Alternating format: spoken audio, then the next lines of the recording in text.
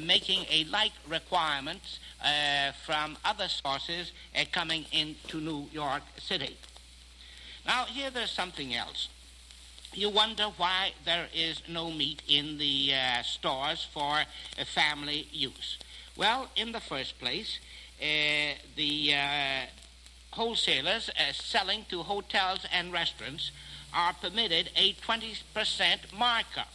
In other words, they get 20% more for their meat if they sell it to hotels and restaurants. And that isn't fair.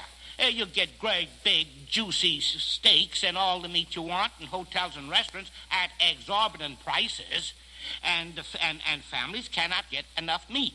Now, I think that ought to be equalized. Now, I want to say to the hotels in New York City, I'm just pausing to say this.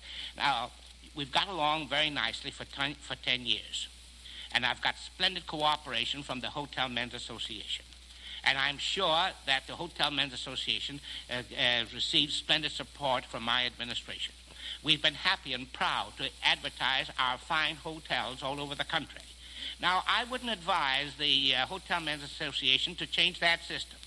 Don't get the idea that politics is going to help at all. Get that?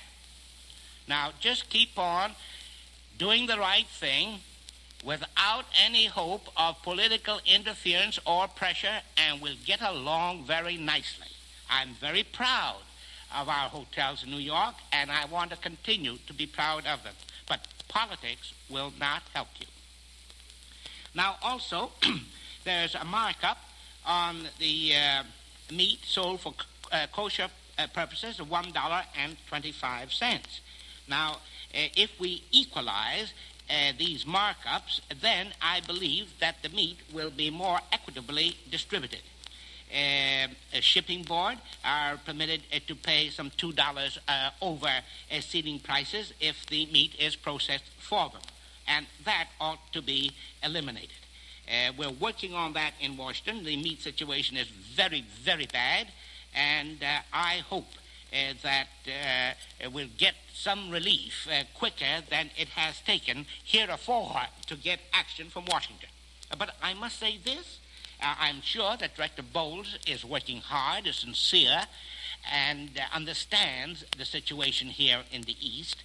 But the department seems to be too involved, and it takes too long to clear things. I believe that they've just got too many lawyers in that department and too many specialists or technicians, and it would be just a good, wholesome thing to get rid of a great many of these theorists and get some people there who have practical experience. Here in New York City, during your past week, we've had 613 summonses and warnings. Of these, we had 449 warnings.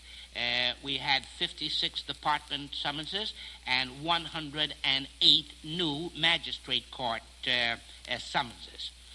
Our system, as you know, is to give warning first by the inspector, then a warning by the department, and then a departmental trial, and then bring him into the magistrate's court, so that there is no excuse for a retailer by the time he gets to the magistrate's court. And I want to express my gratification for the splendid support that we are getting from the magistrates.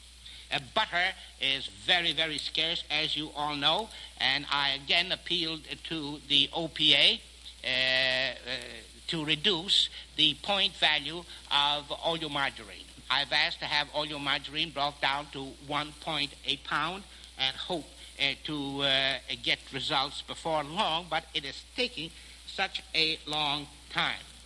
Now, eggs. I want to say to my Department of Markets, this morning was the first chance I had in looking at the weekly report, that if the report of the New York City's Department of Markets on the price of eggs is correct, then there is wholesale and widespread violations. And I want the Department of Markets to get on this commencing Monday, and by this week I want the prices in the stores of eggs to check with the prices contained in the City Department of Markets report to me at the end of the week. The price of eggs is jumping, And pretty soon it'll reach a point, I fear, when I will ask the people of the city to go into the blank, B-L-A-N-K market on eggs and not use eggs until we bring the price down.